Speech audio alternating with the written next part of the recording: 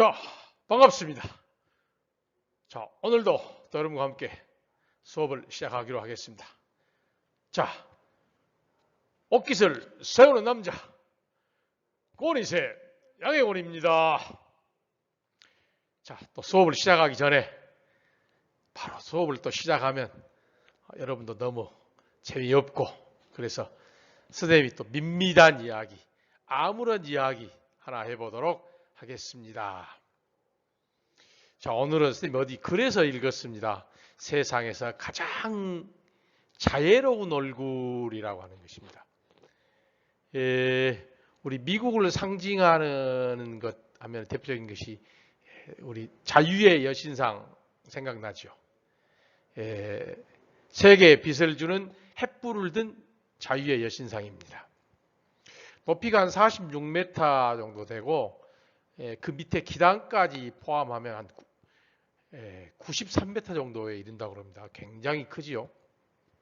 그 발 밑에는 노예 해방을 뜻하는 부서진 족쇄 이게 놓여 있고, 지켜든 그 오른손에는 횃불이 있죠.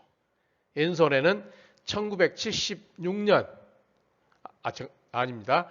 1776년 7월 4일, 즉 미국이 독립한 날짜죠. 날짜가 새겨진 독립선언서를 들고 있답니다. 이 프랑스는 미국의 독립 100주년 기념 선물로 자기 나라의 조각가 바르톨디에게 이 자유의 여신상 제작을 의뢰했다고 합니다.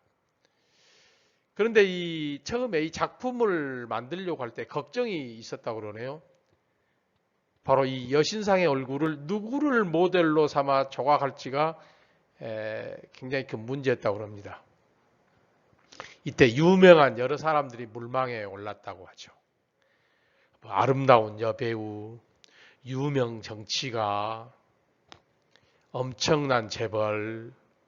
아마 이게 오늘날에 있었으면 여러분이 지금 앞에서 보고 있는 이 사회샘, 고인샘도 아마 물망에 올랐을 수도 있겠지요. 하여튼 사회적으로 굉장히 유명하고 성취를 이룬 사람들이 주로 추천이 됐답니다. 그러나 이 프랑스 조각가 바르톨디는 모든 사람들의 자유를 생각하고 수호하는 자애로운 여신의 얼굴을 조각하고 싶었답니다. 세상에서 가장 자애로운 얼굴은 누구일까? 고민하다가 바르톨디는 많은 고심을 한 끝에 자신을 낳아서 길러주고 사랑해 주신 어머니를 모델로 삼기로 했답니다. 바르톨디에게 세상에서 가장 자애로운 얼굴은 바로 어머니의 얼굴이었던 것입니다. 제작하면서 연로하신 어머니가 오래도록 같은 포즈를 취하는데 굉장히 힘들어하시자 어머니를 닮은 여자를 모델로 해서 작업을 하게 되었답니다. 그리고 모든 작업이 끝난 후 바르톨디는 그녀와 결혼을 했답니다. 자녀들에게 부끄럽지 않는 삶을 산 우리의 부모들, 세월과 상황에 상관없이 내면에 빚어지는 자애로운 항상 존재합니다. 이 글을 보면서 또 여러분들에게 소개하면서 선생님을 낳아주신 우리 저기 고향에 계신 어머니가 생각나네요.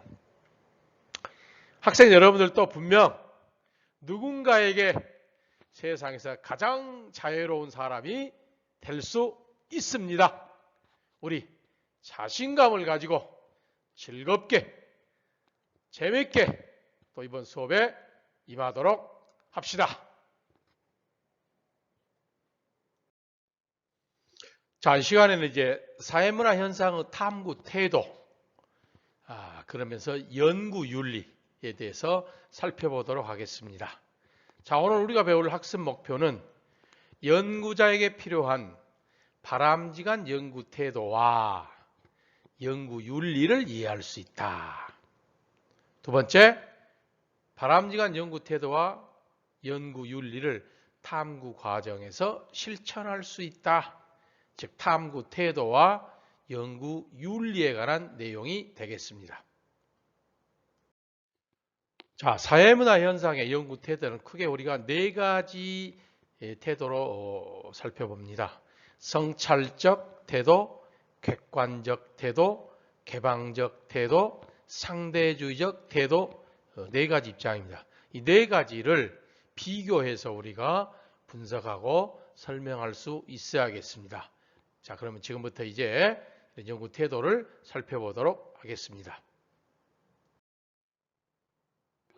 자, 먼저 성찰적 태도입니다. 이 성찰적 태도란 사회문화 현상의 이면에 담긴 의미를 이해하고 그렇습니다. 이면에 담긴, 이거 꼭 좀 알아두십시오. 그러니까 사회문화 현상을 겉으로 나타난 것만 살펴보지 말고 그 속에 어떤 의미가 담겨 있는가를 이해하라 그 말입니다. 이면에 담긴 의미를 이해하고 그 발생 원인이나 결과 등을 적극적, 능동적으로 살펴보려는 태도 그렇습니다. 이런 성찰적 태도가 왜 필요하느냐? 즉 현상 간의 인과관계를 치밀하고 깊이 있게 연구하지 않으면 사실과 다른 연구 결과를 얻게 될 수 있을 것이다 라는 얘기입니다. 그러니까 겉으로 나타난 것만 가지고 평가하고 판단해버리면, 해석해버리면 사실은 내면에 들어있는 것을 정확히 볼 수 없다는 얘기입니다. 그래서 반드시 그 이면, 보이지 않는 뒷면까지도 우리가 살펴볼 필요가 있다. 연구를 해야 한다라는 그런 태도를 성찰적 태도라고 이렇게 얘기합니다. 자, 두 번째, 객관적 태도입니다. 객관적 태도란 연구자의 주관이나 선입관, 유해관계를 배제하고 제3자의 입장에서 사실을 있는 그대로 관찰한다라는 얘기입니다. 제3자의 관점이라고 하는 것은 관찰을 통해 경험적으로 얻은 증거에 근거한 것이죠. 그러니까 내 생각이나 내 선입관이나 내 주관이나 이걸 가지고 판단을 하면 안 된다는 것이죠. 있는 사실 그대로 우리가 관찰을 해야 된다. 그런 태도를 말합니다. 띵글 쌤 수업하고 있는데 또 끝종이 쳐버렸습니다. 그래도 우리는 또 계속해서 나가야겠습니다. 그러면 제3자의 입장에서 관점에서 보는 이 객관적 태도는 왜 필요하느냐? 만약에 객관적이지 못한 연구를 하면은 사회 문화 현상을 정확하게 우리가 인식할 수가 없습니다. 또 잘못하면 연구 결과가 왜곡되어서 다르게 나타날 가능성이 높기 때문에 항상 우리는 객관적 태도가 필요하다고 하는 것입니다. 자, 세 번째로 개방적 태도입니다. 개방적한다, 문이 열려있다 그런 의미죠. 자, 자신의 주장과 다른 주장의 존재 가능성을 인정한다. 그러니까 항상 내 주장만이 옳다가지 않고 언제든지 다른 사람의 주장도 그게 객관적으로 또는 과학적으로 증명이 되면 받아들일 수 있다고 하는 것이죠. 자신의 주장에 대한 비판이나 타당한 다른 주장을 받아들이려는 태도. 이론이라고 하는 것은 항상 내 이론, 내가 생각하는 이론이 옳을 수만은 없죠. 변할 수도 있죠. 그러면 이런 것을 받아들일 줄 알아야 된다라는 그런 이야기죠. 그런 태도를 개방적 태도라고 합니다. 즉 모든 상황에 적합하게 적용할 수 있을 만큼 완벽한 사회과학 연구의 결론은 존재하지 않는다. 왜 그럴까요? 우리 인간들의 생각, 인간의 가치관, 인간들이 모든 것을 만든 것이기 때문에 인간과 관련된 것은 상황이 바뀌면 바뀔 수도 있는 것이죠. 완벽하게 모두 다 어떤 상황이고 적용될 수 있는 완벽한 결론이란 있을 수 없는 것이죠. 그래서 우리에게는 개방적 태도가 필요하다. 마지막으로 상대주의적 태도입니다. 자, 몇 번 얘기했습니다. 해당 사회나 문화 현상이 사회문화 현상이 나타난 사회와 문화의 특수성을 고려하여 사회문화 현상을 연구하려는 태도. 우리 인간 사회에서는 그러한 사회문화 현상이 나타난 이유가 역사적으로 또는 시대적으로 장소에 따라서 다르게 나타날 수밖에 없죠. 이런 입장을 우리가 반드시 고려하자. 그래서 이 연구하는 태도도 상대주의적, 상대방의 입장에서 연구하는 태도가 필요하다고 하는 것이죠. 즉, 사회문화 현상은 그 사회의 사회적 상황과 자연 현상을 반영하기 때문에 우리는 상대주의적 태도가 필요하다고 하는 것입니다. 이제 연구 대상자와 관련된 윤리입니다. 우리 특히 사회문화 현상의 탐구 대상은 인간이죠. 그래서 연구 윤리가 사실은 엄격하게 지켜져야 됩니다. 사전에 연구 대상자에게 동의를 얻어야 되죠. 또 이 연구 대상자의 인권을 보호해야 됩니다. 정보는 특히 비밀 보장을 해줘야 되죠. 그 다음 연구 이해의 목적으로 절대로 정보 사용을 해서는 안 됩니다. 또 연구자의 피해를 방지해야 되죠. 그 다음에 연구 과정에서 또 연구 결과 활용에서는 우리가 지켜야 할 윤리는 연구 과정에서 조작을 한다거나 임의로 우리가 조작한다거나 왜곡한다거나 과장한다거나 표절한다거나 이런 것은 안 해야 되겠죠. 자료를 수집하고 해석하고 결론을 도출하는 과정에서 반드시 가치 중립을 지켜야 되겠죠. 또 연구 결과에 대한 왜곡, 축소, 과장 이런 것을 해서는 절대로 안 됩니다. 다음 연구 결과의 사회적 영향에 대한 책임. 그 연구가 사회적으로 엄청난 파장을 일으키면 안 되니까 반드시 연구자가 책임을 져야겠죠. 자, 다시 한번 봐볼까요? 연구 과정에서 윤리. 연구 목적을 고려해라. 반인권적이거나 비윤리적이지 않아야 한다. 두 번째, 연구 결과에 대한 책임을 져야 된다. 연구 결과가 비윤리적 목적으로 활용될 경우 사회에 끼칠 악영향을 고려해야 된다. 세 번째, 연구 과정의 신뢰성 제고. 자료 및 연구 결과를 조작하지 않아야 된다. 우리가 조작하면 안 되겠죠. 네 번째, 연구 결과의 도용금지입니다. 다른 연구자가 수집한 자료나 연구 결과 사용 시 출처를 반드시 제시해야 된다. 특히 최근에 학자들을 중심으로 논문을 쓰고 글을 쓰고 할 때 여러분들도 반드시 출처를 밝혀야 됩니다. 마치 자기가 한 것처럼 절대로 해서는 안 되겠죠.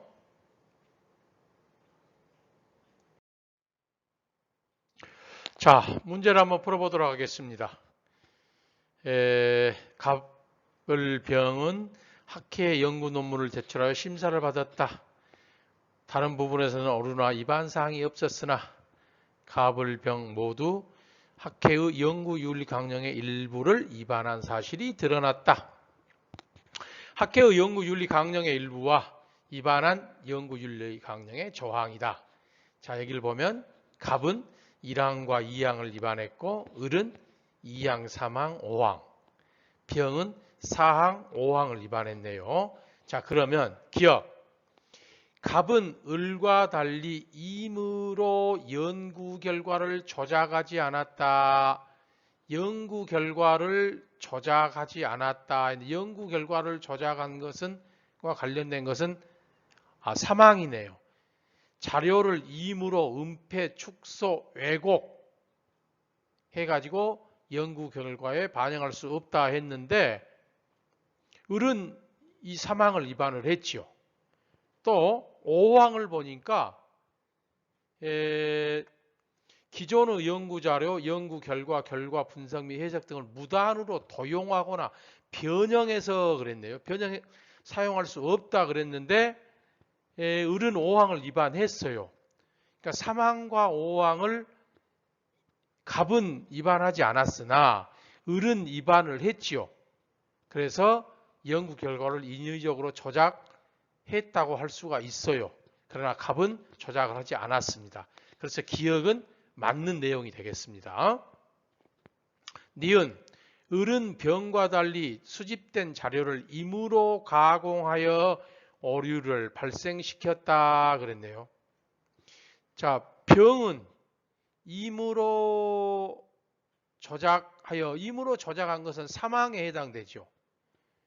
그런데 병은 사망을 위반하지 않았으니까 오류를 발생시키지 않았죠. 그런데 을은 2항, 3항, 5항에서 사망을 위반했죠. 그래서 사망을 위반해서 수집된 자료를 임의로 은폐하거나 조작하거나 축소하거나 했으니까 을은 오류를 발생시켰겠죠. 그래서 니은도 정답이 되겠습니다. 디귿 병은 갑과 달리 다른 사람의 연구를 표절하거나 무단으로 변형하지 않았다 그랬어요. 근데 병이 위반한 사항을 보니까 4항과 5항이네요. 자, 그러면 표절하거나 무단으로 변형한 것은 어디가 있죠? 5항에 있구만요. 5항 변형해서 사용할 수 없다 했는데 병은 5항을 위반을 했죠. 변형했죠. 그러니까 디귿 병은 위반했거나 임의로 표절했거나 변형했겠죠. 그래서 디귿은 틀렸구만요. 리을 갑을은 병과 달리 연구 대상자의 자발적 참여와 익명성을 보장하였다. 자발적 참여와 익명성을 보장한 조항은 2항에 있습니다. 2항.